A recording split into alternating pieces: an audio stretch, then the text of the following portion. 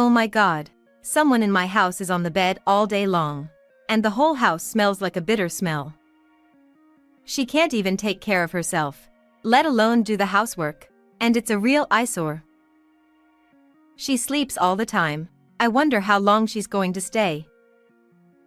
Every time they look at my face, my mother-in-law Kelly or sister-in-law Daisy complains. Sure, it's the same with or without a wife who doesn't do anything. What's the point of having a wife if she doesn't do anything?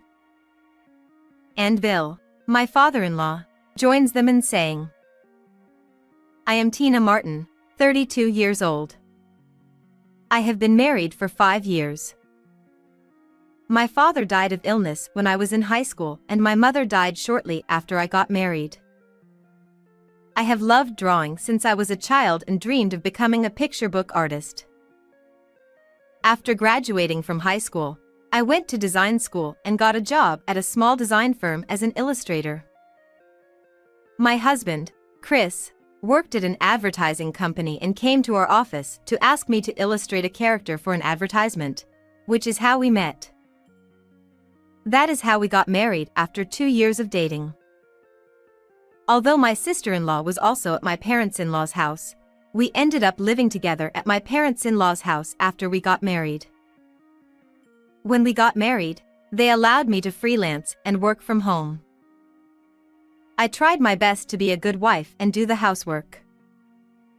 It was easy to do because Kelly didn't seem to like housework very much and told me that I could do whatever I wanted. Daisy was also indifferent to housework and went out with colleagues and friends every day for drinks and dinners, so we rarely had meals together, but we had no problems. However, 3 years ago I fell down the stairs at the train station and was seriously injured. My life changed drastically. I suffered a spinal injury that left me with a severe disability, paralysis of the lower half of my body. It was quite a shock at first, but 3 years have passed and I am gradually getting used to this kind of life. My in-laws, who had cared so much for me when I was injured, did not expect that I would be unable to stand on my own legs for the rest of my life, and as the 3 years passed, many things changed. In the meantime, Daisy got married 2 years ago. She left home.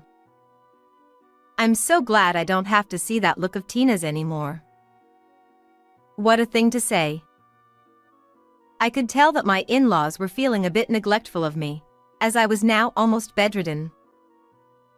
I could not refute my in-laws' sarcasm, as I was sure that having a bedridden person in the house would be troublesome for them in many ways.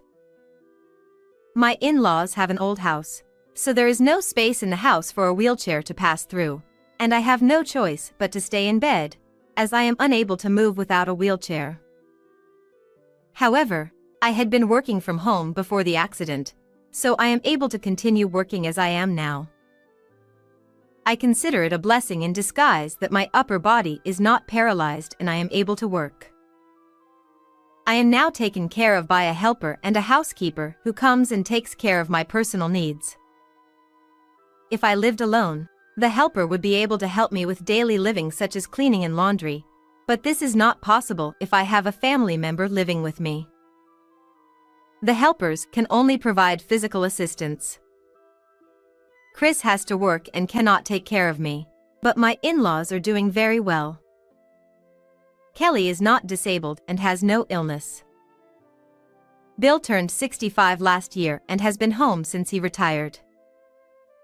When you have a family member living with you who is pinching himself and not working, helpers are not allowed to do daily living assistance such as cleaning, laundry, and shopping. For the first 2 years or so, my in-laws did a little bit along the way, but gradually they stopped doing it. I can understand that Kelly, who has always disliked housework, must have found it a hassle to do my share of the chores. Chris also spoke kindly to me in the beginning, but now he rarely even speaks to me and does nothing for me. I have a job to do, and caring for someone is not a man's job. That's all he says. Just because the in-laws don't do anything for him doesn't mean that the helpers can't assist him in his daily life due to regulations. But the helper saw my in-laws and was concerned about them, so she introduced me to a housekeeper. A housekeeper is a waste of money. What kind of luxury are you talking about? But I have my own personal needs, and if you don't do my laundry, I won't have any clothes to change into. Are you trying to bully me as a daughter-in-law? No, I'm not, but I'm in such a situation that I have no choice but to ask you to do it for me. When I said this, my in-laws looked at me as if I was a nuisance. You really are a pestilence, aren't you? We don't have that kind of money. I'll take care of that. I was so glad I had kept my job. So I managed to get a housekeeper to come to my house.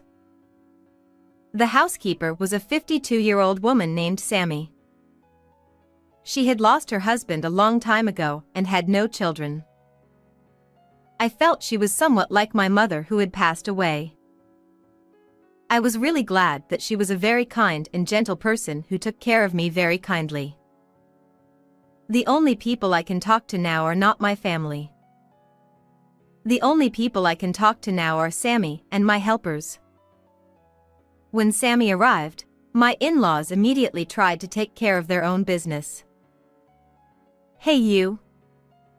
You're supposed to do our laundry and cleaning too.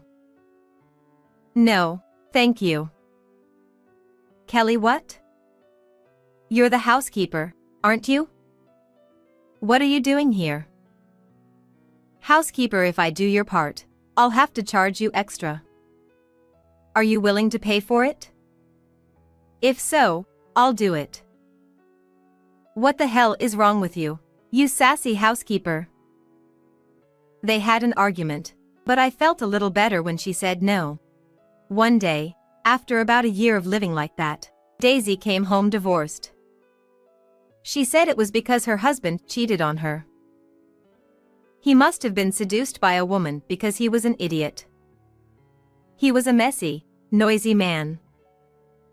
But my brother-in-law worked for a major company and seemed like a very serious businessman. He didn't seem like the type of man who would cheat on his wife. I thought it was a bit strange, but I didn't want to make waves by saying something unnecessary, so I didn't say anything. I'm super lucky to have a housekeeper. Of course you're going to take care of me, right? Daisy said the same thing as her in-laws, but Sammy said no once and for all.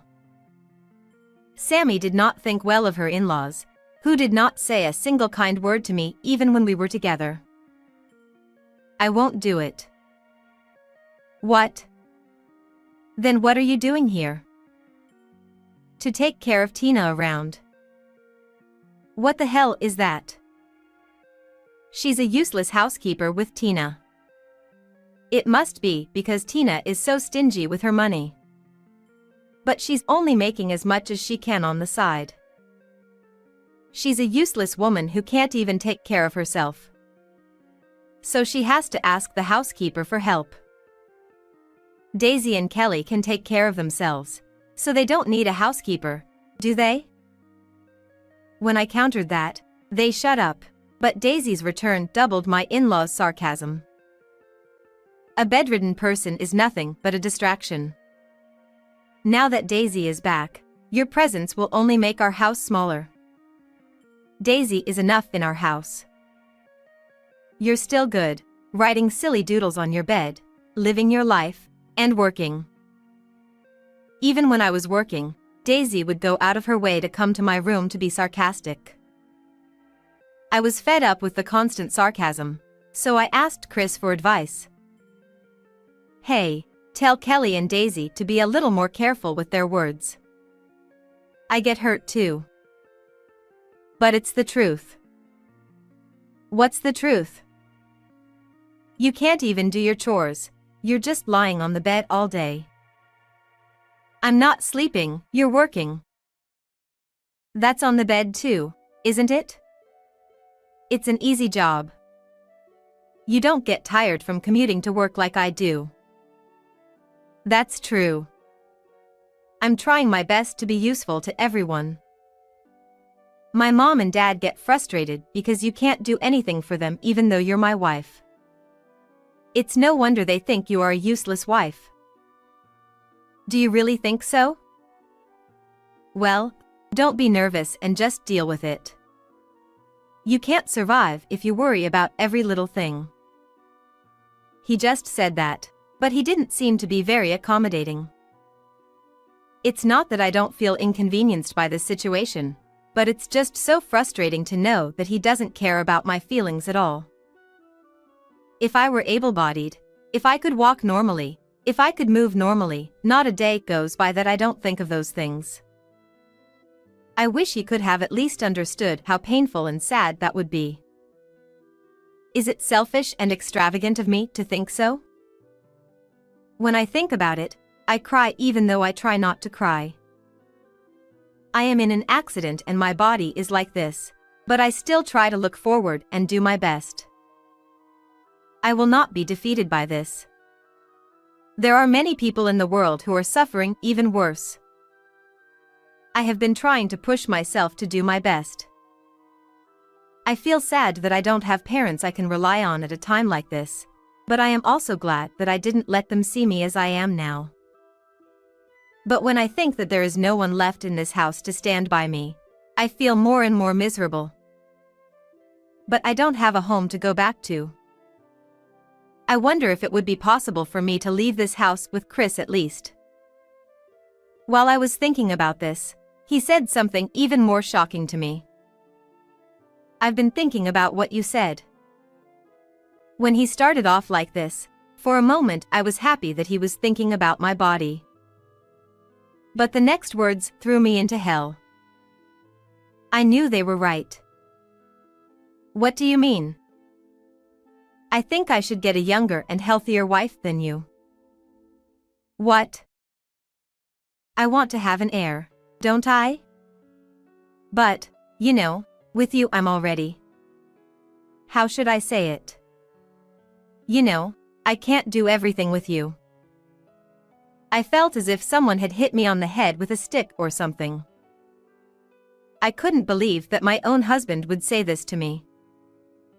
I realized that I could no longer expect anything from him. He said a lot of things after that, but nothing was going through my head anymore. The only thing I understood was that he wanted a divorce.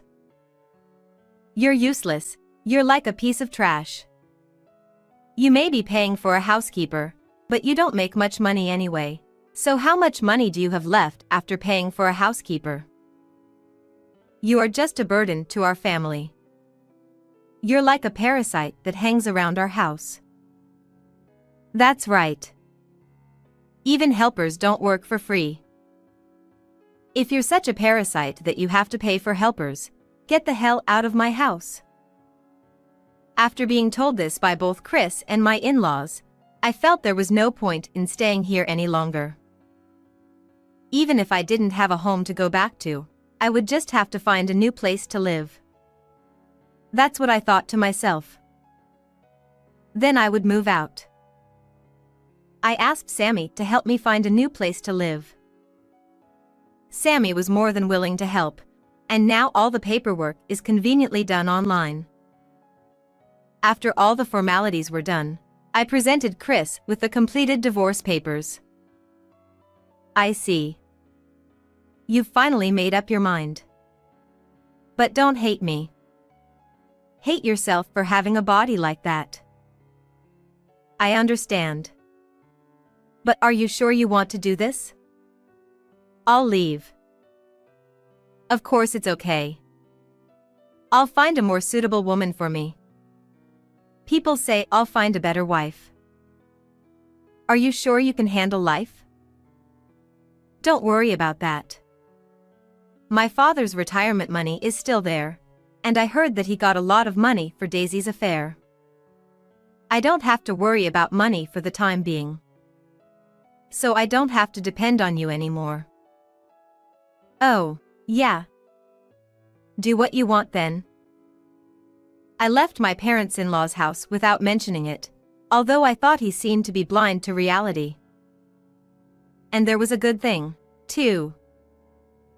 If I lived alone and didn't have family help, a helper would also help me with daily living. They do the cleaning, laundry, shopping, and so on. I was really grateful for that. But I still have Sammy come over as usual. Sammy actually worked for a major company before she got married, and she is very skilled with computers and such. But because it was a big company, there was a lot of overtaking and being overtaken, and she got tired of that, so she quit her job when she got married. That was 20 years ago. Sammy laughed when she said that, but I wondered a little if it was from that kind of career that she was able to take a firm stand against my in-laws. So now she manages my business rather than being my housekeeper. Sammy is happy to do it and is a big help. Besides, the new place I moved to is a wheelchair-accessible house, so I can move around by myself. The kitchen also has enough space for me to cook by myself. Just when I was beginning to think I was finally getting used to my new life, Kelly started calling me again and again. But I had nothing more to say to her. I ignored them and left those calls alone. Partly because Sammy was cooperating, and partly because I was making much more progress and had more work to do than working in the midst of my stepfamily's sarcasm, and I didn't have time to deal with Kelly. A year has passed. I still hear from Kelly, though not as often as before. I decided that my life had settled down and it was time to kick it off, so I picked up the phone and answered. Hello? Finally. Hey you, why haven't you answered the phone all these years? I was worried that something might have happened to you. She suddenly spoke to me in a cat-like voice. I had never even heard her say she was worried about me when we lived together. I guessed that she probably found out the truth and contacted me out of distress. I wondered what kind of life she had been leading for the past year. Thank you for your concern. But please don't worry about me, I'm doing quite well and in good health. Oh, well, that's good to hear. By the way. What is it? Well, do you still want to live with us like before? What? I'm a huge trash and a parasite, and there's nothing good about living with me. I've been thinking about it a lot. I knew I couldn't just leave you here with your physical disability. We will take good care of you from now on, so you don't have to worry anymore. No worries. When you live alone, a helper will help you with your daily life. They do the cleaning, laundry, and shopping for me. And Sammy helps me with my work, so I don't have any problems. Well, about that job, is it true that you were making more money than Chris? Yes, that's true. But I guess he was disappointed when we got divorced. Chris said you had a monthly income of almost $15,000. My income was used to pay for my in-laws' living expenses. I was fortunate that my income had increased, although my own disability, combined with my in-laws' help in the beginning, and Chris's company's poor performance and declining salary. So I offered Chris that. He, at first, said he was sorry and all that. He also said that if I told my in-laws that my salary had dropped, they would be worried, so he asked me not to tell them anything about it. But after almost 3 years of living this way, he seemed to lose awareness of the fact that I was paying his bills. I thought he should have put his own salary aside when we got divorced, but I didn't dare mention it. Besides, I knew that Daisy's divorce was not over her husband's infidelity, but Daisy's own. My brother-in-law had contacted me. I was also told that Daisy had taken my brother-in-law's money without his permission. Daisy had said that she had received the money as alimony. My brother-in-law said that of course he would get the money he took out back exactly as he took it and that he would also charge her alimony. I decided to get a divorce before my in-laws found out about it. When I confronted Kelly about it, she was absolutely mortified for a while. Chris was also getting into girls' bars worker and even getting into debt. So that's why he said he wanted a divorce. Maybe he was counting on that girl's earnings. You can't count on that. They weren't even dating in the first place. He was just one of her clients. I'm sure he was. Did you, by any chance, know? Yes, I knew all about it. Kelly, why didn't you tell me? Did you by any chance know that Chris's company was in danger? Of course I did. It's awful that you knew that too and didn't tell me. Kelly also told me that Daisy had eloped with the cheating boyfriend, but was eventually dumped and came home in tears with even more debt. Chris' company went bankrupt 6 months ago, and he is now looking for a job, but he can't find one because he says he is not a good fit for it. He has completely lost his confidence and is now a recluse here too. Thanks to those kids living with us, my husband doesn't have any retirement money left. In fact, he's still in debt. Is that so? So, if you come back, everything will be all right. I have no idea what you mean. I thought, I really don't know what all is well. Rather, I don't understand the nerve of them to say this to me now after kicking me out like that. I also wondered how much she could change in just 1 year. But it was sooner than I thought. Chris probably had no idea that his company would actually go bankrupt. He was so careless about everything. Kelly tearfully said that she wouldn't have let him divorce me if she had known, but I felt that it was too late for that. And in the end, it's all about the money. All they care about is their own lives. Daisy says she doesn't feel like working right now, so she stays at home, eats and sleeps all the time, and she's getting fat. Oh, that's the thing. We even sold the house to settle the kids' debts. The in-laws' house was very old, and it was not worth much as a building, and the location was very bad, so they had to deduct the cost of clearing the land and so on, so they didn't get much money for it.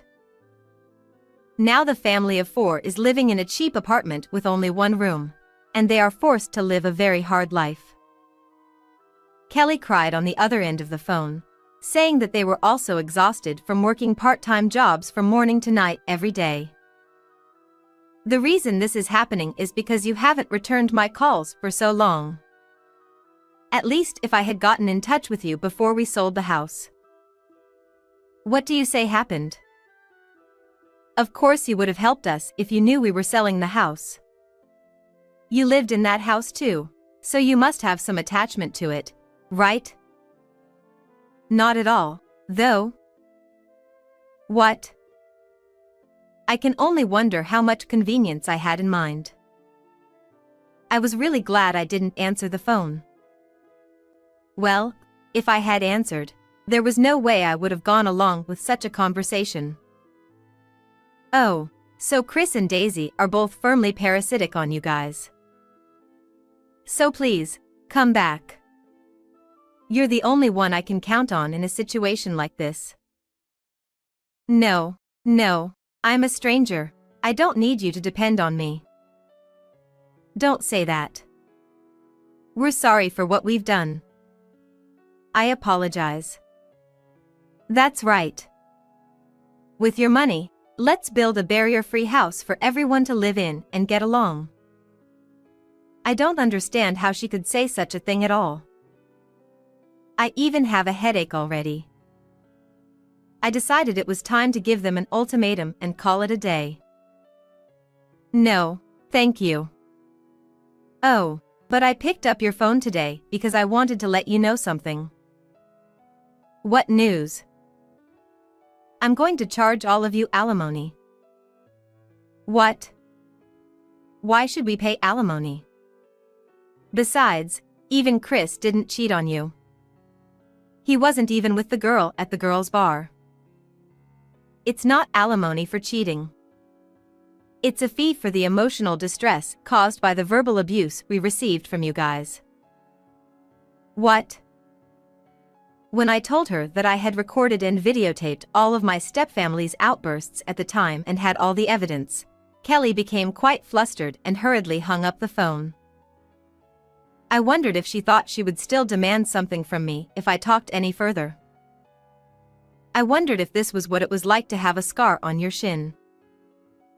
Afterwards, when I made a request for compensation through a lawyer, the lawyer told me that she had tearfully appealed for the current situation and asked that the compensation be somehow waived. Of course, there was no way she would comply. I was asked to illustrate a picture book. I am one step closer to my dream of becoming a picture book author someday. Many things have happened, but I will continue to live my life positively and without taking myself too seriously. What did you think of this story? Please subscribe to our channel. See you in the next video.